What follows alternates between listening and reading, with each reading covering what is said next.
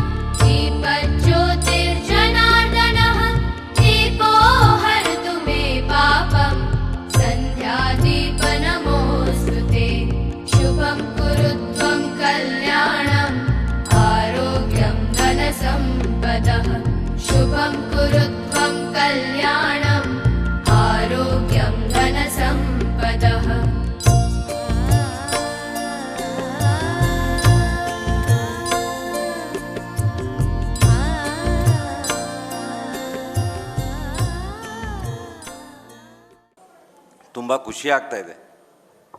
ಕಳೆದ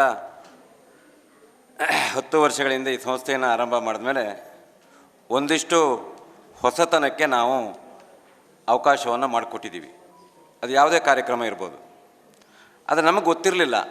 ಮುಂದೊಂದಿನ ಒಂದು ಹೊಸ ಯಕ್ಷಗಾನ ಪ್ರಸಂಗ ಮಧುಕುಂಬಿನಸಿ ಹೇಳೋ ಒಂದು ಪ್ರಸಂಗ ಈ ವೇದಿಕೆಯಲ್ಲಿ ಬಿಡುಗಡೆಯಾಗುತ್ತೆ, ಮೊದಲನೇ ಒಂದು ಪ್ರಸಂಗ ಇಲ್ಲಿ ಅನಾವರಣಗೊಳ್ಳುತ್ತೆ ಹೇಳಿ ನಮ್ಗೆ ಗೊತ್ತಿರಲಿಲ್ಲ. ಬಹುಶಃ ಎಲ್ಲದಕ್ಕೂ ಕೂಡ ಕಾಲ ಕೊಡಿ ಬರಬೇಕು ಅಂತ ಹೇಳ್ತಾರೆ. ಆ ಪ್ರಕಾರ ಇವತ್ತು ಅವರು ಮಹಾಬಲೇಶ್ವರ ಭಟ್ ಮತ್ತು ಟೀಮ್ ಏನಿದೆ ಈ ಸ್ಥಳವನ್ನು ಆಯ್ಕೆ ಮಾಡಿಕೊಂಡಿದ್ದಾರೆ. ಖಂಡಿತವಾಗಿ ನಮಗೂ ಕೂಡ ಖುಷಿ ಇದೆ. ಯಾಕೆ ಕೇಳಿದ್ರೆ ಒಂದು ಯಕ್ಷಗಾನ ಈ ಸಂಸ್ಥೆಯ ವೇದಿಕೆಯಲ್ಲಿ ಬಿಡುಗಡೆಯಾಗಿದೆ ಹೇಳಲಿಕ್ಕೆ ನಮಗೂ ಕೂಡ ಹೆಮ್ಮೆ ಆಗ್ತದೆ. ಖಂಡಿತವಾಗಿ ಇಲ್ಲಿ ಈ ನಿರ್ಣಯವನ್ನು ತೆಗೆದುಕೊಂಡಂತಹ ಕಲಾಭಾಸ್ಕರ ಟ್ರಸ್ಟಿನ ಎಲ್ಲ ಪದಾಧಿಕಾರಿಗಳಿಗೆ ಮೊಟ್ಟ ಮೊದಲನೇದಾಗಿ ನಾನು ಈ ಸಂಸ್ಥೆಯ ಒಬ್ಬ ಟ್ರಸ್ಟಿಯಾಗಿ ಅವರನ್ನು ಅಭಿನಂದಿಸ್ತೇನೆ. ಎರಡನೇದಾಗಿ ಈ ಕಲಾಭಾಸ್ಕರ ಟ್ರಸ್ಟಿನ ಅಧ್ಯಕ್ಷರಾದಂಥ ಶ್ರೀಯುತ ಮಹಾಬಲೇಶ್ವರ ಭಟ್ ಇಟಗಿಯವರು ನಮ್ಮ ಶಾಲೆಯ ವಿದ್ಯಾರ್ಥಿಗಳಿಗೆ ಯಕ್ಷಗಾನವನ್ನು ಹೇಳಿಕೊಡ್ತಾ ಇದ್ದಾರೆ ಕಳೆದ ಜುಲೈ ತಿಂಗಳಿಂದ. ಈ ಸ್ಥಳದ ಮಹಿಮೆ ಹಾಗಿದೆ ಅಂದರೆ ನಮ್ಮದು ಅಂತ ಹೊಗಳ್ತಾ ಇಲ್ಲ. ಖಂಡಿತವಾಗಿ ಇಲ್ಲಿ ಬಂದಂಥವರಿಗೆ ಅಥವಾ ಯಾವುದೇ ಕಲಾ ರಸಿಕರಿರ್ಬೋದು, ಕಲಾ ಪ್ರೇಮಿಗಳಿರ್ಬೋದು, ಅಥವಾ ಯಾರೇ ಇರ್ಬೋದು, ಅವರಿಗೆ ಖಂಡಿತವಾಗಿ ಆ ಭಗವಂತ ಚೌಡೇಶ್ವರಿ ಒಳ್ಳೆಯದನ್ನು ಮಾಡ್ತಾಳೆ. ನಿಮ್ಮ ಈ ಟ್ರಸ್ಟು ಇನ್ನೂ ಕೂಡ ಉತ್ತರೋತ್ತರವಾಗಿ ಅಭಿವೃದ್ಧಿ ಹೊಂದಲಿ. ಯಾವುದೇ ಕಾರ್ಯಕ್ರಮ ಇದ್ದರೂ ಕೂಡ ನೀವು ನಮ್ಮನ್ನು ಸಂಪರ್ಕಿಸಿ. ನಾವು ಹೇಳೋದೇನು ಕೇಳಿದ್ರೆ, ಆಗ ಯಕ್ಷಗಾನದಲ್ಲಿ ಒಂದು ಪಾತ್ರಧಾರಿ ಹೇಳಿದ್ರು, ಮಕ್ಕಳಿಗೆ ಆಸ್ತಿಯನ್ನು ಮಾಡೋದು ಬೇಡ, ಮಕ್ಕಳನ್ನೇ ಆಸ್ತಿಯನ್ನಾಗಿ ಮಾಡೋಣ ಅಂಥೇಳಿ. ಹಾಗಾಗಿ ನಾವಿಲ್ಲಿರೋರು ಎಲ್ಲರೂ ಸೇರಿ, ನನ್ನನ್ನು ಸೇರಿ ನಾವೇನಾಗಿದೆ ಕೇಳಿದ್ರೆ ಅರ್ಧಂಬರ್ಧ ಓದ್ಕೊಂಡು ಇವತ್ತು ನಮ್ಮ ಜೀವನವನ್ನು ನಾವು ಹೇಗೋ ಮಾಡ್ತಾಯಿದ್ದೀವಿ. ಅದು ನಮಗೆಲ್ಲರಿಗೂ ಕೂಡ ಒಂದು ಕನಸೇನಿದೆ, ರಮಾನಂದ ಶಿಕ್ಷಣ ಸಂಸ್ಥೆಯ ಕನಸೇನಿದೆ ಕೇಳಿದ್ರೆ ಇವತ್ತಿನ ಮಕ್ಕಳನ್ನು ಮುಂದಿನ ಆಸ್ತಿಯನ್ನಾಗಿ ಮಾಡಬೇಕು. ಮತ್ತೇನೂ ಇಲ್ಲ, ಅವರು ಇಂಜಿನಿಯರ್ ಆಗಬೇಕು, ಡಾಕ್ಟರ್ ಆಗಬೇಕು, ಅಮೇರಿಕಕ್ಕೆ ಹೋಗಬೇಕು, ಎಲ್ಲೂ ನಾವು ಬಯಸಲ್ಲ. ಮುಂದಿನ ದಿನಗಳಲ್ಲಿ ಸಮಾಜದ ಆಸ್ತಿಯಾಗ ಮಕ್ಕಳು ರೂಪಿತಗೊಳ್ಬೇಕು, ಅವರ ವ್ಯಕ್ತಿತ್ವವನ್ನು ರೂಪಿಸ್ಕೋಬೇಕು, ಅವ್ರ ಕಾಲ ಮೇಲೆ ಅವರು ನಿಂತ್ಕೋಬೇಕು. ಒಳ್ಳೆ ಈ ಸಂಸ್ಥೆಯ ಗುರಿ. ಖಂಡಿತವಾಗಿ ಆ ದಿಸೆಯಲ್ಲಿ ನಾವು ಎಲ್ಲರೂ ಕೂಡ ಪ್ರಯತ್ನಿಸೋಣ ಅಂತ ಹೇಳ್ತಾ ಇನ್ನೊಮ್ಮೆ ನಿಮಗೆಲ್ಲರೂ ಕೂಡ ಅನಿಸಿ ನನ್ನ ಮಾತನ್ನು ಮುಗಿಸ್ತೀನಿ. ನಮಸ್ಕಾರ. ಈ ಒಂದು ಯಕ್ಷಗಾನ ಎನ್ನುವಂಥದ್ದು ತುಂಬ ಅತ್ಯದ್ಭುತವಾದಂಥ ಕಲೆ. ಯಾಕೆಂದರೆ ಇದು ಯಾವತ್ತೂ ನಶಿಸದೇ ಇರತಕ್ಕಂಥ ಒಂದು ಶ್ರೇಷ್ಠವಾದಂಥ ಕಲೆ. ಯಾಕೆ ಕೇಳಿದ್ರೆ ಯಾವುದೇ ಒಂದು ವಿಷಯವನ್ನು ತೆಗೆದುಕೊಳ್ಳಿ ಅಥವಾ ಯಾವುದೇ ಒಂದು ವಿಚಾರ ತೆಗೆದುಕೊಳ್ಳಿ, ಪರಿಸರದಲ್ಲಿ ಹೊಂದಾಣಿಕೆ ಆಗದೇ ಇದ್ದರೆ ಅದು ನಶಿಸ್ತದೆ ಅಂಥೇಳಿ. ಆದರೆ ಈ ಯಕ್ಷಗಾನ ಕಲೆ ಅನ್ನುವಂಥದ್ದು ಯಾವತ್ತೂ ಪರಿಸರದಲ್ಲಿ ಹೊಂದಾಣಿಕೆಯನ್ನು ಮಾಡಿಕೊಂಡು ಬದುಕ್ತದೆ. ಯಾಕೆಂದರೆ ಪ್ರತಿಯೊಬ್ಬ ವ್ಯಕ್ತಿಯಲ್ಲಿಯೂ ಕೂಡ ಸಂತೋಷ ಬೇಕು, ನೆಮ್ಮದಿ ಬೇಕು, ಹಾಗೂ ಮನೋರಂಜನೆ ಬೇಕು, ಎಲ್ಲ ರೀತಿಯ ವ್ಯವಸ್ಥೆ ಇರತಕ್ಕಂಥದ್ದು ಅಂತಂದರೆ ಈ ಒಂದು ಯಕ್ಷಗಾನ.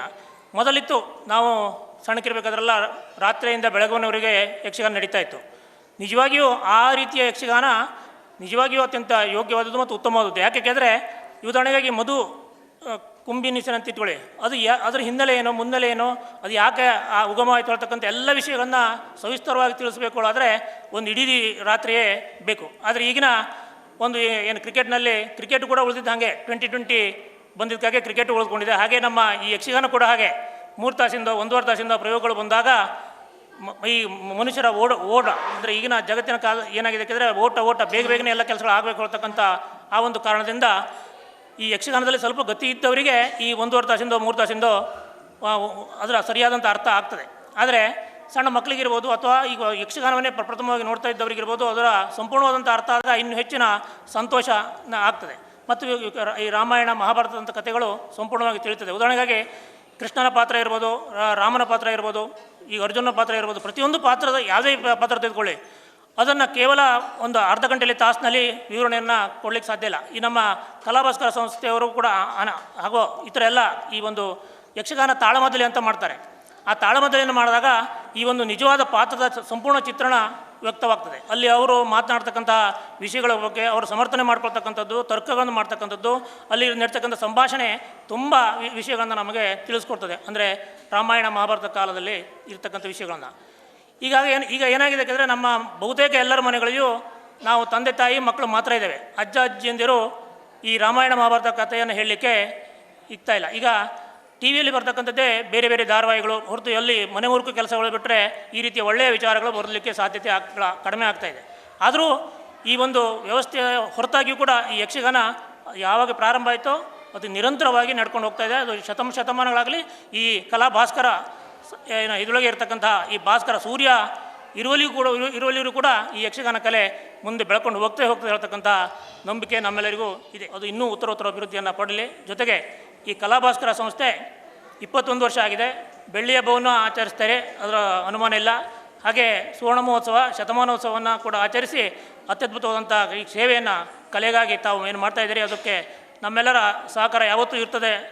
ತಾವು ನಮ್ಮನ್ನು ಸಂಪರ್ಕಿಸಿದಾಗ ಯಾವ ರೀತಿಯ ಸಹಕಾರ ಬೇಕು ಅನ್ನುವಂಥದ್ದನ್ನು ತಾವು ವ್ಯಕ್ತಪಡಿಸಿದಾಗ ನಾವು ಕೂಡ ಸಿದ್ಧರಿದ್ದೇವೆ ಹೇಳ್ತಕ್ಕಂಥ ಮಾತನ್ನು ಹೇಳ್ತಾ, ಇವತ್ತಿನ ಈ ಒಂದು ಮಧು ಕುಂಬಿನಿಸಿ ಹೇಳ್ತಕ್ಕಂಥ ಏನು ಯಕ್ಷಗಾನ ಯಕ್ಷಗಾನ ಪ್ರಸಂಗ ಬಿಡುಗಡೆ ಆಗ್ತಾಯಿದೆ. ಇದು ಇವತ್ತು ಪ್ರಥಮ. ಇನ್ನು 1 ವರ್ಷದೊಳಗೆ ಕನಿಷ್ಠ 10 ಪ್ರದರ್ಶನವಾದರೂ ಕಾಣಲಿ. ಹಾಗೆ 25, 50, 100 ಪ್ರದರ್ಶನ ಕೂಡ ಕಂಡು ಆ ಸಂದರ್ಭದಲ್ಲೂ ಕೂಡ ನಾವು ಕೂಡ ಅದನ್ನು ಆಸ್ವಾದಿಸುವಂಥ ಅವಕಾಶವನ್ನು ಮಾಡಿಕೊಡಿ ಹೇಳ್ತಕ್ಕಂಥ ಆಶಯವನ್ನು ವ್ಯಕ್ತಪಡಿಸಿ, ಈ ಒಂದು ಕಾರ್ಯಕ್ರಮದಲ್ಲಿ ಈ ನಮಗೆ ಯಕ್ಷಗಾನಕ್ಕೂ ನಾನು ಯಕ್ಷಗಾನ ಮೊದಲಿಂದಲೂ ನೋಡ್ತಕ್ಕಂಥ ಆಸ್ವಾದಿಸೋನು. ಸಂಪೂರ್ಣವಾಗಿ ತಾಳಮದ್ದಲೆ ಇರ್ಬೋದು, ಯಕ್ಷಗಾನ ಇರ್ಬೋದು, ಸಂಪೂರ್ಣವಾಗಿ ನಾನು ಕುಳಿತುಕೊಂಡು ರಾತ್ರಿ ಬೆಳಗ್ಗೆವರೆಗೆ ಕೇಳಿದಂಥ ಅನೇಕ ಪ್ರಸಂಗಗಳಿದೆ. ಅದರಲ್ಲೂ ಕೂಡ ತುಂಬ ಆಸಕ್ತಿ ಇದೆ. ಆದರೂ ಈ ಒಂದು ಕಾರ್ಯಕ್ರಮಕ್ಕೆ ನಮ್ಮನ್ನು ಅವರು ಯಾಕೋ ಪ್ರೀತಿಯಿಂದ ಕರೆದಿದ್ದಾರೆ, ತುಂಬ ಸಂತೋಷವಾಗಿದೆ. ಅವರಿಗೆ ನಾನು ವೈಯಕ್ತಿಕವಾಗಿ ನಮ್ಮ ಪ್ರಾಥಮಿಕ ಶಾಲಾ ಶಿಕ್ಷಕರ ಸಂಘದ ಪರವಾಗಿ ಅವರಿಗೆ ಹೃತ್ಪೂರ್ವಕವಾದಂಥ ಅಭಿನಂದನೆಯನ್ನು, ಧನ್ಯವಾದವನ್ನು ಸಲ್ಲಿಸಿ ಅವಕಾಶವಾಗಿ ಹೊಂದಿಸಿ ನನ್ನ ಮಾತನ್ನು ಮುಗಿಸ್ತೇನೆ. ಆದರೆ ಒಂದು ನಮ್ಮ ಇವತ್ತಿನ ಕಾಲಘಟ್ಟದಲ್ಲಿ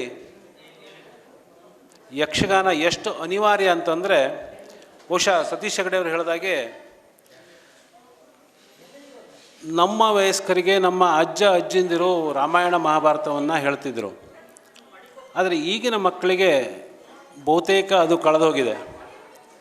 ಯಾಕೆಂದರೆ ನಾವು ಹೇಳುವಂಥ ಸ್ಥಿತಿಯಲ್ಲಿ ಇಲ್ಲ. ಮುಂದಿನ ತಲೆಮಾರು ಹೆಚ್ಚು ಈ ರೀತಿಯ ಯಕ್ಷಗಾನಗಳಿಗೆ ಮಕ್ಕಳನ್ನು ಸ್ವಲ್ಪ ಆಸಕ್ತಿಯನ್ನು ತೋರುವಂತ ಆದರೆ ಬಹುತೇಕ ರಾಮಾಯಣ ಮತ್ತು ಮಹಾಭಾರತದ ಅರಿವು ಈ ಮುಂದಿನ ಪೀಳಿಗೆಗೆ ಆಗತ್ತೆ. ಹೇಳಿದಾಗೆ ಕನ್ನಡದಲ್ಲಿ ಇರುವಂಥ ಯಾವುದಾದ್ರೂ ಕಲೆ ಇದ್ದರೆ ಅದು ಯಕ್ಷಗಾನ ಮಾತ್ರ. ಹಾಗಾಗಿ ನಮ್ಮ ಭಾಷೆ ಕೂಡ ಉಳಿಯುತ್ತೆ. ಅದೇ ರೀತಿ ಯಕ್ಷಗಾನ ಮುಂದಿನ ಪೀಳಿಗೆಗೆ, ನಮ್ಮ ಉತ್ತರ ಕನ್ನಡದ ಗಂಡುಮೆಟ್ಟಿನ ಕಲೆ ಹೌದು, ಮುಂದಿನ ಪೀಳಿಗೆಗೆ ಯಕ್ಷಗಾನ ಕೂಡ ತೆಗೆದುಕೊಂಡು ಹೋಗಲಿಕ್ಕೆ ಒಂದು ದಾರಿಯಾಗತ್ತೆ. ಹಾಗಾಗಿ ಹೆಚ್ಚು ನಮ್ಮ ಮಕ್ಕಳಿಗೆ ಇದನ್ನು ಆಸಕ್ತಿ ಭರಿತರಾಗಿ ಮಾಡುವ ಅನಿವಾರ್ಯತೆ ಕೂಡ ನಮ್ಮ ಪಾಲಕರ ಮೇಲಿದೆ ಅಂತೇಳಿ ಹೇಳ್ತಾ, ಈ ಒಂದು ಏನು ಮಧು ಕುಂಬಿನಸಿ ಎನ್ನುವಂಥ ಆಖ್ಯಾನ ಏನಿದೆ ಅದು ಹೆಚ್ಚು ಪ್ರಸಂಗ ನಡೀಲಿ ಅಂಥೇಳಿ ಶುಭವನ್ನು ಕೋರ್ತಾ, ಅದೇ ರೀತಿ ಇನ್ನೂ ಹೆಚ್ಚಿನ ಪುಸ್ತಕಗಳನ್ನು ಬರೆಯುವಂಥ ಶಕ್ತಿಯನ್ನು ಮಹಾಬಲೇಶ್ವರ ಭಟ್ರಿಗೆ ಭಗವಂತ ದಯಪಾಲಿಸಲಿ ಅಂಥೇಳಿ ಕೇಳಿಕೊಂಡು ಅವಕಾಶಕ್ಕಾಗಿ ತಮ್ಮೆಲ್ಲರಿಗೂ ವಂದಿಸಿ ನನ್ನ ಮಾತನ್ನು ಮುಗಿಸ್ತೀನಿ. ಧನ್ಯವಾದ. ಇವತ್ತು ಮಧು ಕುಂಬಿನಸಿ ಎನ್ನುವಂಥ ಯಕ್ಷಗಾನದ ಒಂದು ಪ್ರದರ್ಶನವನ್ನು ಇವತ್ತು ಉದ್ಘಾಟಿಸಿದ್ದಾರೆ. ಬಹುಶಃ ನಾನು ಇಟಗಿ ಮಹಾಬಲೇಶ್ವರ ಭಟ್ರವರನ್ನು ಸುಮಾರು 15 ವರ್ಷಗಳಿಂದ ನೋಡಿದ್ದೇನೆ. ಅವರ ಯಕ್ಷಗಾನಗಳು ನಮ್ಮ ಈ ಸ್ಥಳೀಯ ಪರಿಸರಕ್ಕೆ ಅಷ್ಟೇ ಅಲ್ಲದೆ ಈ ತಾಲೂಕಿನಿಂದ ಹೊರಗಡೆನೂ ಕೂಡ ಪ್ರದರ್ಶನ ಆಗ್ತಾ ಇರ್ತದೆ. ಅವರ ಅತ್ಯಂತ ಪ್ರಮುಖವಾದ ಇನ್ನೊಂದು ವಿಶೇಷ ಅಂತಂದರೆ, ಅವರು ನಮ್ಮ ಶಾಲಾ ಮಕ್ಕಳಿಗೂ ಕೂಡ ತಮಗೆ ಬಿಡುವಿದ್ದಾಗ ಯಕ್ಷಗಾನವನ್ನು ಹೇಳ್ಕೊಡ್ತಾರೆ. ಇಲ್ಲೂ ಕೂಡ ಹೇಳ್ಕೊಡ್ತಿದ್ದಾರೆ ಎನ್ನುವಂಥ ವಿಷಯ ಅತ್ಯಂತ ಖುಷಿ ಪಡುವಂಥದ್ದು. ಇವತ್ತು ಏನಾಗಿದೆ ಅಂತಂದರೆ, ನಮ್ಮ ಭಾಷೆಯ ಒಳಗೆ ಹೊಕ್ಕುವಂಥ ಸಾಹಿತ್ಯ ಏನಾದರೂ ಇದೆ ಅಂತಂದರೆ ಅದು ಯಕ್ಷಗಾನ ಮಾತ್ರ ಅಂತ ನಾವು ಹೇಳ್ಬೋದು. ಯಾಕೆಂತಂದರೆ ನಾವೇ ಒಂದು ಶಿಕ್ಷಕನಾಗಿ ಒಂದು ಪಾಠ ಮಾಡುವಾಗ ಆ ಒಂದು ಹಂತಕ್ಕೆ ನೈಜವಾಗಿ ಅದರ ಪ್ರದರ್ಶನ ಮಾಡಲಿಕ್ಕೆ ಸಾಧ್ಯ ಇಲ್ಲ. ಆದರೆ ಒಂದು ಕಥೆಯನ್ನು ಅತ್ಯಂತ ವಿಶ್ಲೇಷಣೆ ಮಾಡಿ ನಿಮ್ಮ ಮುಂದೆ ಸಂಭಾಷಣೆಯ ಮೂಲಕ, ನೃತ್ಯದ ಮೂಲಕ, ಮುಖದ ಹಾವಭಾವದ ಮೂಲಕ ಏನಾದರೂ ಪ್ರದರ್ಶನ ಆಗಿರುವಂತಹ ಕಲೆ ಅಂತಂದರೆ ಅದು ಯಕ್ಷಗಾನ ಅಂತ ಹೇಳ್ಬೋದು. ಆ ನಿಟ್ಟಿನಲ್ಲಿ ನಮ್ಮ ಮಹಾಬಲೇಶ್ವರ ಭಟ್ರು ತುಂಬ ಒಳ್ಳೆಯ ಕೆಲಸವನ್ನು ಮಾಡ್ತಿದ್ದಾರೆ. ಇವತ್ತು ಕೆಲವೊಂದು ಮಕ್ಕಳಿಗೆ ಹಿಂದೆ ಕೂತು ಮಾತಾಡ್ಬೋದು, ಆದರೆ ಮುಂದೆ ನಿಂತು ಮಾತಾಡುವಂಥ ಒಂದು ಏನು ಕೆಲಸ ಮಕ್ಕಳಿಂದ ಆಗ್ತಾ ಇಲ್ಲ. ಅವರಿಗೆ ಆ ಮಾತನಾಡುವಂತಹ ಕಲೆ ಬೇಕು ಅಂತಂದರೆ ಈ ಯಕ್ಷಗಾನ ಅತ್ಯಂತ ಉಪಯುಕ್ತವಾಗ್ತದೆ ಅಂತ ಅನ್ನುವಂಥದ್ದು ನನ್ನ ಭಾವನೆ. ನಮಗೆಲ್ಲರೂ ಗೊತ್ತಿರುವ ಹಾಗೆ ಅತ್ಯಂತ ಪ್ರಮುಖವಾಗಿ ಈ ಯಕ್ಷಗಾನ ಪ್ರದರ್ಶನ ಆಗುವಂಥದ್ದು ನಮ್ಮ ಕೆಲವು 3 ಜಿಲ್ಲೆಗಳಲ್ಲಿ ಅತ್ಯಂತ ಪ್ರಮುಖವಾಗಿ ಉತ್ತರ ಕನ್ನಡ, ದಕ್ಷಿಣ ಕನ್ನಡ ಮತ್ತು ಉಡುಪಿ. ಬೇರೆ ಭಾಗದಲ್ಲೂ ಸ್ವಲ್ಪ ಮಟ್ಟಿಗೆ ಇದೆ. ಒಂದು ವರ್ಷದಿಂದ ಅವರನ್ನು ಕೇಳ್ಕೊಂಡಾಗ, ನಾವು ನಮ್ಮ ಶಾಲೆಯಲ್ಲಿ ಯಕ್ಷಗಾನ ಕಲಿಸಬೇಕು ಅಂತ ಕೇಳ್ಕೊಂಡಾಗ ತುಂಬ ಖುಷಿಯಿಂದ ಬಂದು ನಮ್ಮೊಂದಿಗೆ ಸಹಕರಿಸಿದ್ದಾರೆ. ಈಗ ಹೊಸ ವಿನೂತನ ಪ್ರಸಂಗವನ್ನು ಬರೆದು ಇವತ್ತು ಪ್ರದರ್ಶನಗೊಳಿಸಲಿಕ್ಕಿದ್ದಾರೆ. ಹಾಗಾಗಿ ಮೊಟ್ಟ ಮೊದಲನಾಗಿ ಅವರಿಗೆ ಹಾರ್ದಿಕ ಅಭಿನಂದನೆ ಹಾಗೂ ಶುಭಾಶಯನ್ನು ಹೇಳಲಿಕ್ಕೆ ಇಷ್ಟಪಡ್ತೀನಿ. ಯಾಕಂದರೆ ಕಳೆದ ಮಳೆಗಾಲದಲ್ಲಿ ಗಂಗಾ ಸಭಾಭವನ ಅಂತ ಮಾಡಿ ಇಲ್ಲಿ ಒಂದು ಸಭೆಯ ವ್ಯವಸ್ಥೆ ಮಾಡಿದವಾಗ, ಅಲ್ಲಿಂದ ಈ ಸಭೆ ಮಾಡುವ ಮುಹೂರ್ತ ಆಗಿತ್ತೋ ಅಥವಾ ಚೌಡೇಶ್ವರಿಯ ಅನುಗ್ರಹವೋ ಗೊತ್ತಿಲ್ಲ, ಅಲ್ಲಿಂದ ಇಲ್ಲಿವರೆಗೆ ವಿನೂತನ ಕಾರ್ಯಕ್ರಮಗಳು ಈ ವೇದಿಕೆ ಮೇಲೆ ನಡೀತಾ ಇದೆ. ಯಾಕಂದರೆ ಕಾರ್ಗಿಲ್ ವಿಜಯೋತ್ಸವವನ್ನು ಆರಂಭಗೊಂಡು ಇವತ್ತು ಒಂದು ವಿನೂತನ ಕಾರ್ಯಕ್ರಮ, ಯಕ್ಷಗಾನ ಕಾರ್ಯಕ್ರಮ ವಿನೂತನ ಏನಲ್ಲ, ಇಲ್ಲಿಯ ಈ ಕುಂಬಿ ನಸಿ ಎನ್ನುವ ಪ್ರಸಂಗದ ಪುಸ್ತಕ ಬಿಡುಗಡೆ ಅಷ್ಟೇ ಅಲ್ಲ, ಇದು ಪ್ರಸಂಗದ ಕಲಾ ಪ್ರದರ್ಶನ. ಅದು ಹಾಗೂ ಕಲಾಭಾಸ್ಕರ ರಿಜಿಸ್ಟರ್ ಈ ಸಂಸ್ಥೆಯ ಕಾರ್ಯದರ್ಶಿಗಳಾದಂಥ ಶ್ರೀ ವಿನಾಯಕ್ ಹೆಗಡೆ ಕೌಲ್ಕಪ್ಪ ಅವರಿಗೂ ಕೂಡ ನಮ್ಮ ವಿದ್ಯಾಸಂಸ್ಥೆಗಳ ಪರವಾಗಿ ಮತ್ತು ನಿಮ್ಮೆಲ್ಲರ ಪರವಾಗಿ ಹೃದಯಪೂರ್ವಕವಾದ ಧನ್ಯವಾದಗಳನ್ನು ಸಲ್ಲಿಸ್ತಾ ಇದ್ದೀನಿ. ಹಾಗೂ ಈ ಕಾರ್ಯಕ್ರಮಕ್ಕೆ ಮುಖ್ಯ ಅತಿಥಿಗಳಾಗಿ ಆಗಮಿಸಿದ ಶ್ರೀ ಸತೀಶ್ ಹೆಗಡೆ, ಅಧ್ಯಕ್ಷರು ಪ್ರಾಥಮಿಕ ಶಾಲಾ ಶಿಕ್ಷಕರ ಸಂಘ ಸಿದ್ದಾಪುರ, ಇವರಿಗೂ ಕೂಡ ಸಂಘಟನಾಕಾರರ ಪರವಾಗಿ ಮತ್ತು ಸಂಸ್ಥೆಯ ಪರವಾಗಿ ಹೃದಯಪೂರ್ವಕವಾದ ಧನ್ಯವಾದಗಳು. ಹಾಗೂ ಮತ್ತೋರ್ವ ಅತಿಥಿಗಳಾದಂಥ ಶ್ರೀ ಪ್ರಸನ್ನ ಹೆಗಡೆ ನೇರ್ಗಾಲ್, ಅಧ್ಯಕ್ಷರು ಭಾಗ್ಯ ವಿಧಾತ ರೈತ ಉತ್ಪಾದಕ ಸಂಸ್ಥೆ ಬಿಳಿಗಿ, ಇವರಿಗೂ ಕೂಡ ನನ್ನ ವೈಯಕ್ತಿಕವಾಗಿ ಮತ್ತು ನಿಮ್ಮೆಲ್ಲರ ಪರವಾಗಿ ಹೃದಯಪೂರ್ವಕವಾದ ಅಭಿನಂದನೆಗಳನ್ನು ಸಲ್ಲಿಸುತ್ತಿದ್ದೇನೆ. ಹಾಗೂ ಮತ್ತೋರ್ವ ಅತಿಥಿಗಳಾದಂಥ ಶ್ರೀ ರಾಮನಾಥ್ ನಾಯ್ಕ್, ಮುಖ್ಯ ಶಿಕ್ಷಕರು ಸರ್ಕಾರಿ ಹಿರಿಯ ಪ್ರಾಥಮಿಕ ಶಾಲೆ ಹೊನ್ನೆಗಟ್ಟಿಗೆ, ಇವರಿಗೂ ಕೂಡ ಸಂಸ್ಥೆಯ ಪರವಾಗಿ ಮತ್ತು ಸಂಘಟಕರ ಪರವಾಗಿ ಹೃದಯಪೂರ್ವಕವಾದ ಧನ್ಯವಾದಗಳನ್ನು ಸಲ್ಲಿಸುತ್ತಿದ್ದೇನೆ. ಹಾಗೂ ಕಲಾಭಾಸ್ಕರ ಸಂಸ್ಥೆಯ ಇಟಗಿ, ಈ ಸಂಸ್ಥೆಯ ಎಲ್ಲ ಅಧ್ಯಕ್ಷರಿಗೂ ಹಾಗೂ ಎಲ್ಲ ಪದಾಧಿಕಾರಿಗಳಿಗೂ ಕೂಡ ನಿಮ್ಮೆಲ್ಲರ ಪರವಾಗಿ ಹೃದಯಪೂರ್ವಕವಾದ ಅಭಿನಂದನೆಗಳನ್ನು ಸಲ್ಲಿಸುತ್ತಿದ್ದೇನೆ. ಹಾಗೂ ಶ್ರೀ ರಮಾನಂದ ಸಂಸ್ಥೆಯ ಎಲ್ಲ ಪದಾಧಿಕಾರಿಗಳಿಗೂ ಕೂಡ ಸಂಸ್ಥೆಯ ಪರವಾಗಿ ಹಾಗೂ ಸಂಘಟನಾಕಾರರ ಪರವಾಗಿ ಹೃದಯಪೂರ್ವಕವಾದ ಅಭಿನಂದನೆಗಳು. ಈ ಕಾರ್ಯಕ್ರಮಕ್ಕೆ ಆಗಮಿಸಿದ ಎಲ್ಲ ಕಲಾ ರಸಿಕರಿಗೂ ಕಲಾ ಪ್ರೇಮಿಗಳಿಗೂ ಕೂಡ ಮತ್ತೊಮ್ಮೆ ವೈಯಕ್ತಿಕವಾಗಿ ಅಭಿನಂದನೆಗಳನ್ನು ಸಲ್ಲಿಸುತ್ತಾ ನನ್ನ ವಂದನಾರ್ಪಣೆಯನ್ನು ಮುಗಿಸುತ್ತಾ ಮುಂದಿನ ಕಾರ್ಯಕ್ರಮಕ್ಕೆ ಅನುವು ಮಾಡಿಕೊಡುತ್ತಿದ್ದೇನೆ. ಧನ್ಯವಾದಗಳು.